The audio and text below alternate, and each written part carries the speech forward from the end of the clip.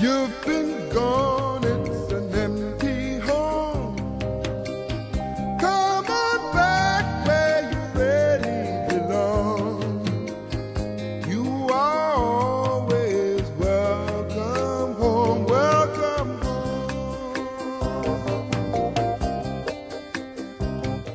You are welcome once again to another interesting edition of our cultural heritage program on Ghana Districts TV. Today we are at the Elmina Castle where slave trade took place for over 400 years. Yes, over 400 years.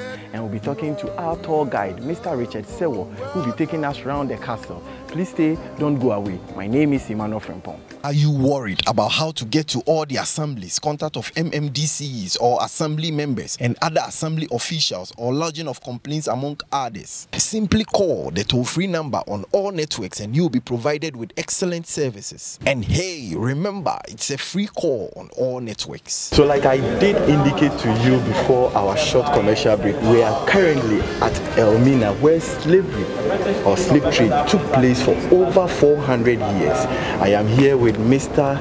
Richard Sewo, who is our tour guide. He's going to tell us what happened within these 400 years. Thank you very much for joining us. You are welcome. You are? I'm Emmanuel. Emmanuel what? Emmanuel Frimpong. Are you a prophet or you are a savior? No.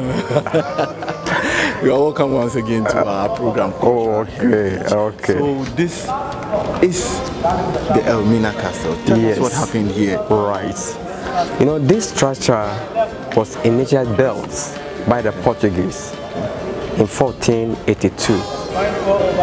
And we understand 1471 was the first time ever the Portuguese arrived at the shore of West Africa, precisely Elmina. They came here for two reasons. One, they said they were missionaries, so they are here to spread the Christianity. Again, they claim they were traders, so they are here to trade with Africans. So is it the same people? The same people. Okay. Yeah. So when they come here, they came along with some European goods, as you know, like the guns, gunpowder, alcohol, tobacco, just to mention a few. In addition of gold, ivory, the later spices. We call it the barter trade or barter system. You know, the major commodity they were interested in was the gold. Okay. And when they came here, the rates at which our people were giving the gold out gave the impression or the idea that the land here could be an abundance of gold. So with this simple rosy, they named it Elmina, which means the mines, like a gold mines. But our people here could not pronounce the word Elmina, so it was corrupted into this word Elmina. And again, when they came here, they saw the place to be a small village, so they call it Adia, mini village. They check Adia to Edina. So Elmina, Edina, they are Portuguese corrupted words. But when we ask, don't we have a name before the rank of the foreign name? Yeah, they had a name, and the African name was called Anumansan. Anumansan? Yeah, what was the meaning of that? Anumansan? Yeah, there was one hunter from Eguafo. You know, he wanted to have a hunting expedition. Then, along the way, he became across a small well with small water. So he thought by fetching the water will get finished. But the more he fetches the water, the more the water springs out. They said, Unuma and son. So he went back again, brought his family around the lake. That is why we said Bakatue. So the Bakatue came from that small lake, which we call Edina Binya.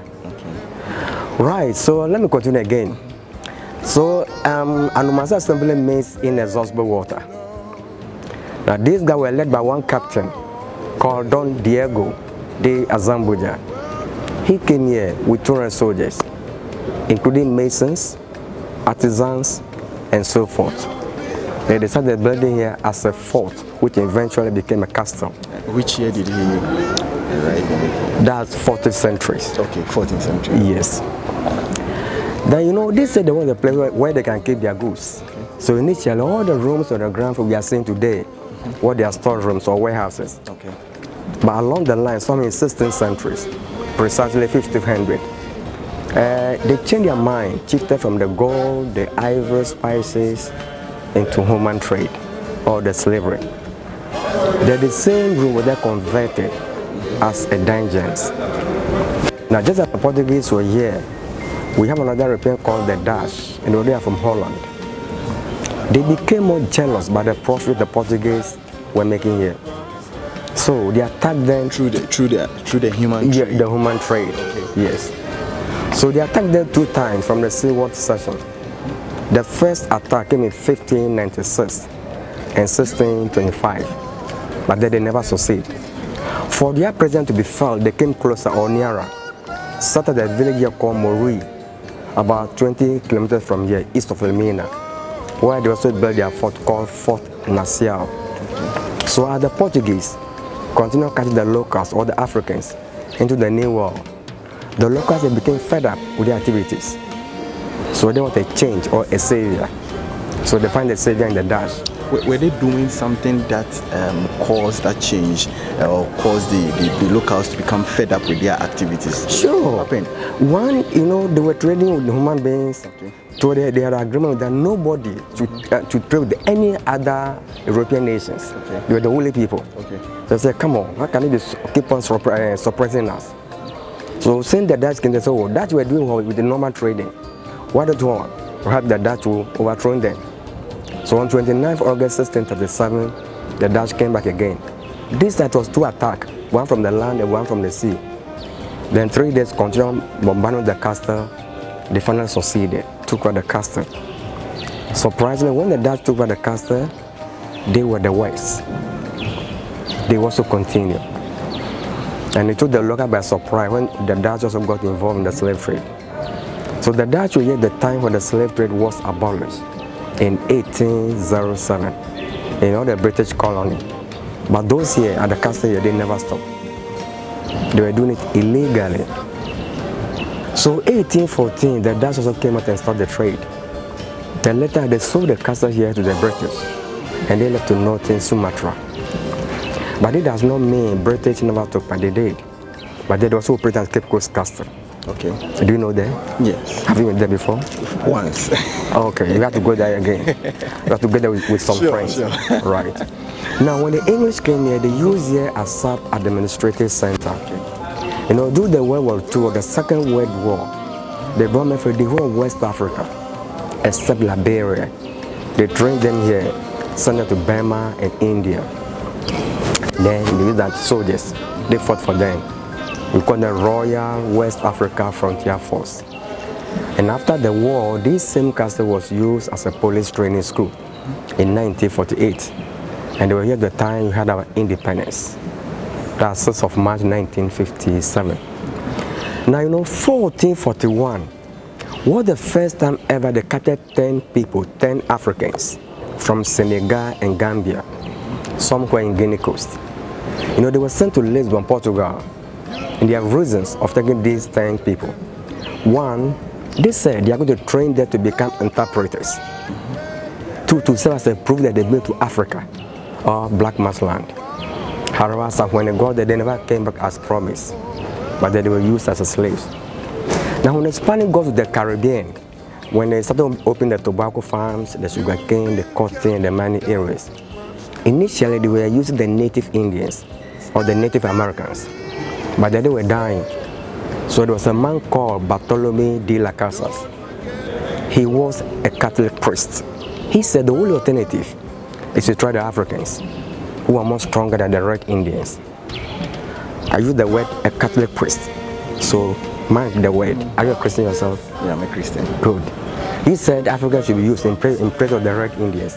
So in 1510, 1512, 50 Africans were sent to Hispaniola to the Haiti. Called Hispaniola to the Haiti, and the proof is kind of strong. And since that time, no other European came here going back without any slaves. And this marked the beginning or the genesis of the slave trade. Okay, so talking about the slave trade, when exactly did they start? In Ghana? In Ghana, we say 1521. 1521. Yeah, when the first slave was sent from this castle to America. Okay. Yeah. And give us a clear picture. How was the situation like? How were they treated? Where did they bring the people from? And how were they transported? Good. Not only Ghana, but the whole of Africa. Okay. Like Burkina Faso, Mali, Niger, Benin, Togo, Apos. And they trek and make the walk. All the way from, let's say, Burkina Faso to Ghana, then Gold Coast. Okay. More than 1,000 miles away from the coast.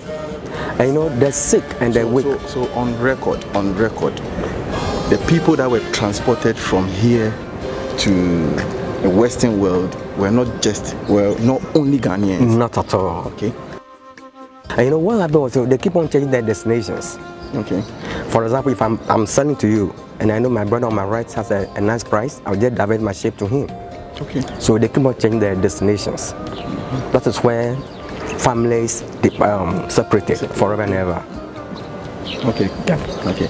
And when they are finally brought into the castle, how were they treated? What was the treatment? No, before they were brought here, those from the hinterland, they made a stop over here called Asim Manso. I don't know if you know that. Do you know that? Asim Manso. I have heard of the name.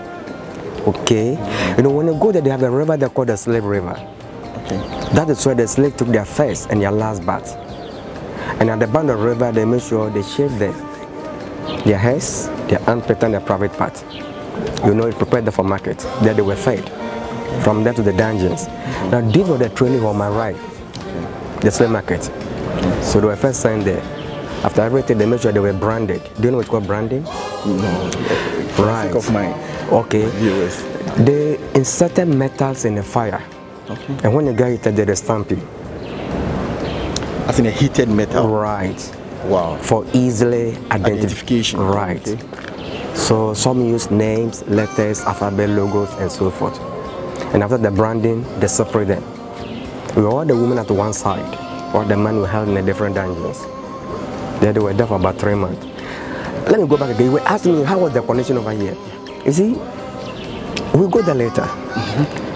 The dungeon we are going there, that's what their bedroom, their washroom, their kitchen, everything. They will be there, they poo everything. And don't forget, women every month, they have a special time. So they had no separate washrooms for... No. Wow. Yes.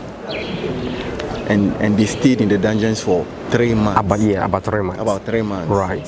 After 3 months, the moment that the final door called the gate of no return. That's where the journey begins. And I was telling you, women every month, they have a special time. But then they don't shower, that they don't bath. So you go there and you imagine the place. The human beings were kept in that horrible dungeons or conditions. Wow. Sure. So what happened in case someone fell sick and what happened? They don't attend to the sick or the weak. They don't attend to them. After all, you're a black person, there's no respect for this color. Say I am free. Don't forget. So we just moved to an entrance and Mr. Richard Sew will tell us where we are now. Okay, we are at the entrance of the female slave dungeons. So please, let's enter the dungeon and see how they survive in the dungeons. Finally, we are here. This is where hundreds of female slaves were kept. Richard is still here with us. Richard, so okay, tell us the situation. So on my right, on my right are the bigger dungeon for the female captives. Okay. And you'll be surprised, 150 women were kept there. 150 women. 150 women were there for 3 good months. Wow. And as I said earlier, no toilets, nothing. So they were compelled to do everything on the floor.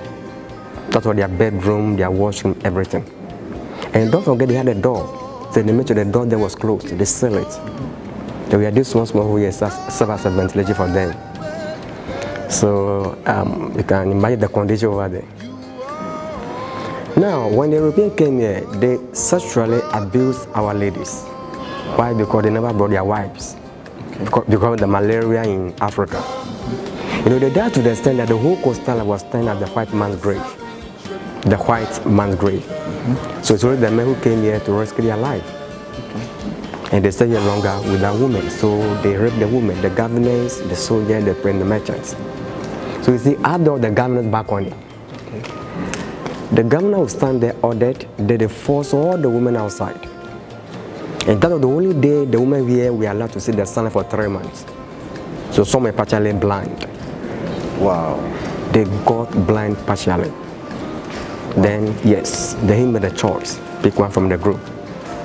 the chosen one need to be washed or clean. So let's come closer again. This down here, the system built by the Portuguese.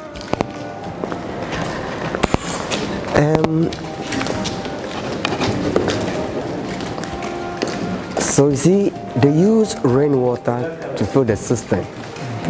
So there are pipes all over the place. When it rains, they have the water to fill the tube for drinking, washing, everything. Cover the slaves. Yes, for the slaves. Okay. And when full, it contains 20,000 gallons of water. But when the Dutch took 20,000 gallons of water, yeah. So what we are standing on top of water. But then we are not going to sing, so don't be scared. No problem. Yes. You know, when the Dutch came here, because of fear, the Dutch never used this water. You know, they were enemies. They thought maybe the water here could have been poisoned. Okay. So they went out and built a different one. But research proved that this water is a clean water. Okay. So as I was saying, the fetch water from here, they water the lady at the courtyard. The water which they thought was poison is now good for the women. Are you following me? Yes. Good. After the shower, she was fed and straight to the governor's quarters. Before we proceed, you said the governor will come up and then most of our ladies were sexually abused. So what happened to a lady that got impregnated by the governor? Thank you for your question. You know, they were not taken away, but then they have a room here for at Elmina here. They were sent there. And when they delivered, they brought the women back to the dungeons. You are still a slave.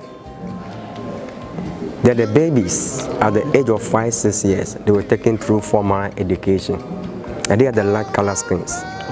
And normal people refer them as the mulattoes or the mixed race. You know, so they bear their master's names. So your names are Vieira, De Heert, De Souza, Comsen, Vanderpoel. You can add more. So in case you bear any of the names that Mr. Richard just said, you need to go back and actually find out if you are a descendant of the slave masters. You are welcome home, welcome home. Come with me on this happy trip back to the promised land. We were also introduced to two different cells at the castle. One of the cells, we are told, was built for the whites, and the other cell for the locals, known as the African cell or the condemned cell. But why would the governor keep two separate cells for both the whites and the locals? Let's find out. We have two cells over here. Let me get closer to the cell. You know, the first one over here, you can see the door. The door is well netted. This is the European cell. This is the original. This is the original door. Okay. Some of the European soldiers got drunk and were misbehaving. So they were put here for a few hours, then they released them. Few hours, I repeat. And when you go there, the cell has two windows, very big windows. So it's very airy. So no black or slave was set in there. I hope you are clear. Good. Now to the second one on my right, with the skull and the crossbone. See the difference between the doors? You can see the doors are different. Look at the door. The symbol. You see it. There are different doors and different symbols. Okay. Good. It has the square and crossbone. Yeah. Good. You know, did the condemned cell or the African cell? Some of the men were fighting for their freedom, for them to be released. We call them the freedom fighters. The leaders were brought here and they were starved to death. They starved them till they all died.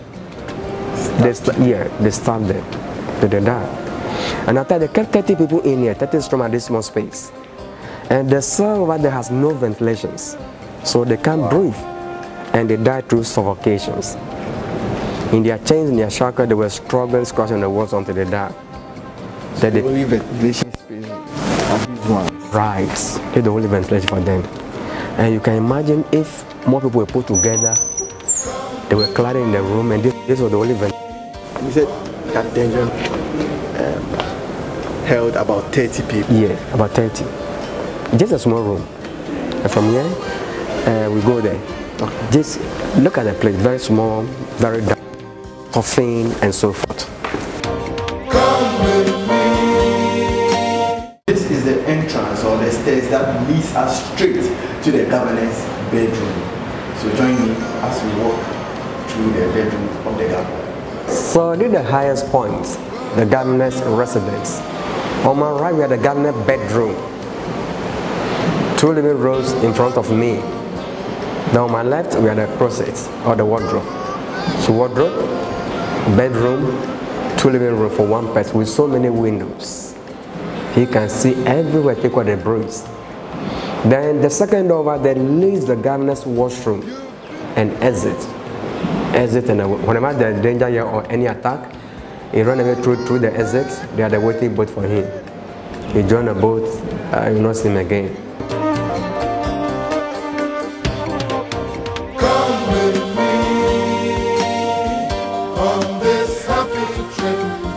This is where the governor will stand, or where he stood to choose the woman. He came here, they opened all the dungeons for him.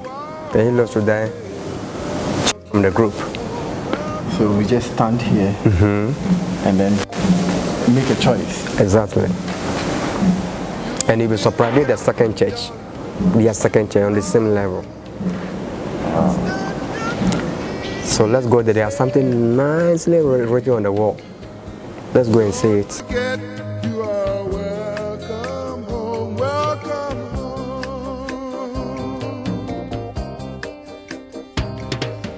Come with me on this happy trip back to. So we have just entered into one giant hall, and it is said to be the second church for the slave masters. We want to know one or two things that happened here. It is known to be a church, but we want to know more about what happened here. Yeah, as I said, it is true. This is a church, Dutch Reformed Church. When we were living in the Casa family, they opened the Holy Bible. From the book of Psalms, 132, verse 14.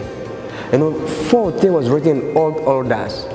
It says, Zion is the Lord's eternal resting place forever.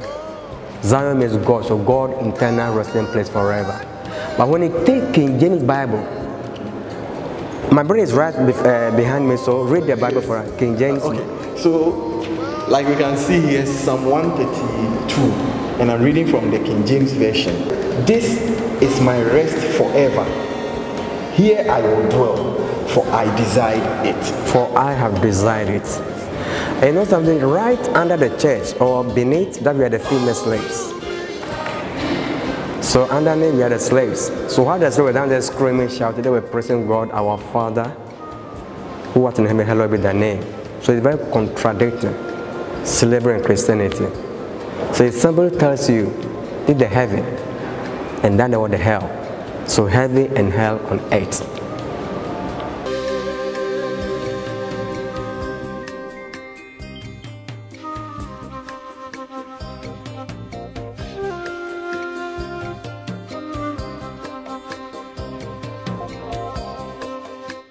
We are in the school where they train the mulatto children, and the whole GHANADISTRICT education started in 1529. In this building? Yes. Okay. So we call the castle schools. Okay. Initially, the school was meant for boys alone, no ladies. Then later on, they joined the women. They include their ladies. And because there were many, the school was divided into two. So we had the boys there, then we had the girls below the boys. And we are going to see the girls' school as well. And don't forget, Edinama Secondary School also started from here. Edinama Secondary School also started from here. But they are now moved to their new site. On this happy trip back to the promised land. All will be happy and gay. So we are in the main courtyard. And when the time back, we have two cells over there with the doors. We'll go there later. Okay. And another church on my left. So we have two churches, one for the Dutch, one for the Portuguese. So apart from the church, there are two cells. All the other rooms on the ground for my left was where the men were kept. So these are the male dungeons. Okay. And you know, there are more men than the women. Yes. You know, the men were also sodomite. Sure. Are you surprised? Very surprised. The men were sodomite. They raped the men too. The men were sexual. Go ahead. If you've ever heard of LGBTQ, gayism, it is not a new thing. Right. This used to happen some 400 or 500 years ago, right here at the Elmina castle. In fact, some slave masters took advantage of the male slaves and then did whatever they wanted to do with them. This is what is coming from our tour guide, and this is what happened here. We'll continue. Okay, then the first we had the priest. So we had the priests above the slaves. They followed by the deputy governor, the last to the governor himself. So the important you are, the higher you go. So they move on the men to join the women this way on my right. So please, from here we are going to see the gate of no return. Back to the promised land. All will be happy and gay.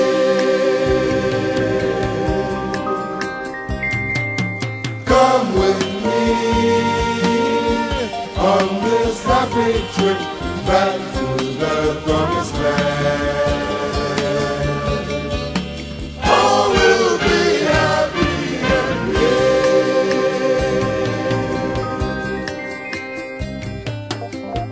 You've been gone, it's an empty home. Come on back where you really belong. You are always welcome home, welcome home. Are you worried about how to get to all the assemblies, contact of MMDCEs or assembly members and other assembly officials, or lodging of complaints among others? Simply call the toll-free number on all networks and you'll be provided with excellent services. And hey, remember, it's a free call on all networks. We are these two open, we are one on my right, one on my left, serve as a ventilation. But the left one over here, it slopes down. So whenever it rains, the rainwater fills the dungeons. Even today when the rainwater still comes in. Then from here the journey continues. And we are with the, but I know the place is a little bit dark, so if you have a flashlight, please, you have to use your flashlight. I'm taking the lead. Okay, so follow us as we walk through the gate of no return. So just before you walk through that gate of no return, there is this inscription here that says that slave exit to waiting boats. Yeah. Richard will tell us the meaning of what we can see here. Yeah, what we are seeing here. Right. So slave exit to the waiting boats. So this is like a transit dungeon where the men went to meet the women down there. Then the journey continues finally. So we made it through the gate of no return. This final waiting point is not just dark, as Mr. Richard said, but also very stuffy and cold, and a narrow gate where thousands of African men and women pass through and never return back home. Richard? Yes. And this man called John Newton. Okay. He composed the song Amazing Grace. There are so many stories surrounding the song, but I'll pick the best one. Okay. You know, Newton was a slave raider or master. One of their trips, they had a casualty on the way. The boat that they were traveling with, the boat capsized. And he was the only person who survived. Then Newton became a clergy or a Christian. They started to speak against the slave trade. Then he saw people say, Newton, you are a hypocrite. Once upon a time, you were a slave master. What has changed the narrative today? And Newton replied, I was blind, but now I can see. This is the gate of no return. This is the door that tells the story. In those days, the sea was very close, starting at 1,000 meters high, but now it has receded. So the big ship would draw somewhere, and then small boats was brought here, carried them to the bigger ships. Then they were parked or arranged on deck, side by side like books on shelves. Some were sent to Europe, America, and so forth. They were scattered all over the world. You see, initially, when we were trading gold, ivory, spice, the gate was bigger than this, from my left here to the right. Then when the slave trade started, they narrowed the gates as we can see today. And seeing the nature of the gate on the side, one may ask, does it mean tall, fat Africans was not brought in the wild? By being there for 1 to 3 months, you reduce your weight. You grow lean on skin and so you fit in. Is that the reason they were kept for 3 months? Yes. The only reason they yes, so that they can fit in and for the boat can carry more people at a time. But if they are fat, you know, the boat will carry very small people at a time. Good. This is very sad and very touching, especially if you are an African and a Ghanaian. But my attention has been drawn to some things that I'm seeing here that are very symbolic as Africans and as Ghanaians. And I want Mr. Richard to explain to us. I can see schnapp bottles, 8 p.m. Casapreco, and some bottle of water here. I want him to explain to us what these items are doing here. Thank you, sir. Before I start, let me hold the bottle. Okay. Yes. You know, this is what people don't hear. But to we the Africans, we have to know our history. Sure. You see, before the arrival of the foreigners, we Africans has a form of religion which we practice. We call it the traditional African religion. And Africans believe in nature, talk about the sun, the sea, the river, the sun, the trees. And we believe there are spirits behind those rivers and the trees. So anytime we want to speak to the Creator, we speak to those things. And how do they do it? In those days they pour libation. But then they use calabash and palm wine. Okay. So there's a calabash here. yes, there's a calabash. So early morning they go to the riverside with the calabash and then the palm wine, then they invoke the spirit. And you know, they do it on the day the person is born or was born. Yeah. And don't forget, Can also pick one. Oh, why not? You can. And not all the assistants drink alcohol. This is 8 p.m. So after pouring the libation, those who don't take alcohol, they use water for them. Okay. Yes. So today, this sort of Christian don't hear in Ghana. But as I'm holding the bottle and the calabash and the water, I'm a Christian myself. Yes, I'm also a Christian myself. But when it comes to the job, yes. We do it after that, then we take our Bible and yeah, anyway. It's about the way, yes. So that the meaning say, so if you have any question, let's go through some of the rate. Oh, okay. Yeah. We are this one, say, forever tree, okay. This one placed on 6th May or March 2023. Julia Brown. I think she's from US. I think let me also try and read one or two here. This one says, to our beloved ancestors, John C. Harvey, Cassandra L. Harvey, we made it home. So I think brother and sister also hosted the castle. And then this one also says that we made it home. This one was also laid by, I think, Jemia. And we are the beads as well. Okay. You know? Yeah. Those made in Ghana or in Africa. Okay. So whenever they come here, start to draw something over here. Oh, okay. For our ancestors. Okay. So next time when you come here, don't forget. If I'm not forcing you anyway, yeah, you can you can drop yes. We have the toffee. We have a whole lot of things. This one I don't know. Let me open it and see. Can you guess what is inside? Can you guess? It looks like candies or something. Then let's open it and see. Can I open it? Oh yeah, you can. Let me help you. Okay.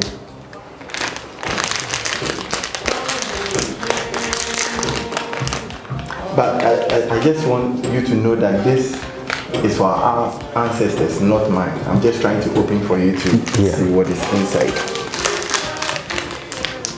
Okay, I think it's candies or... Candy, yeah, I think so. Okay, for our ancestors who were taken to the Western world some 400 years ago. Yeah. So a descendant just walked in and then tried to pay tribute to them. Yeah. As you can see here. Yeah. Okay. So I think we are okay with whatever we came here to do. and then walk outside and then maybe probably wrap up. Stand up, please, and say I am free. Don't forget you are welcome home, welcome home.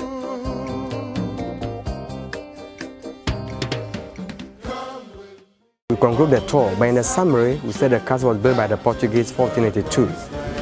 The Dutch took over 1637, followed by the British 1872, and Ghanaians 1957. So the castle as it stands today is 541 years old. The biggest, the largest, and the oldest, not only in Ghana, but also tropical Africa south of Sahara. Ghana alone, they built more than 50 forts and castles, from west to Volta, more than 50. Wow. Currently, we have only 17 standing, 14 forts and 3 castles. Elmina is 1, Cape Coast making 2, with the last one in Accra called the Christenbourg. This have been designated by UNESCO as World Heritage Site since 1979. So we all pray that if a certain nature never happens, not to Africans, but to other races. You know, many times during the tour or after the tour, people develop some kind of hatred, anger. It's a human nature. But this is not time to blame the whites or the blacks.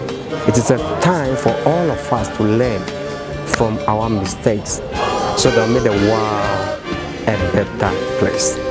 My name is Sawa Richard. Oh, yes. Thank you very much. You are welcome, sir. It's been a nice time with you. And nice to meet you too. Yes. So it has been an interesting but a rather touching story right here at the Elmina Castle in the Central Region. I want to seize this opportunity to thank Mr. Richard Sewo. But join me once again on our next edition on this same channel. My name is Emmanuel Frimpong. Thanks for watching.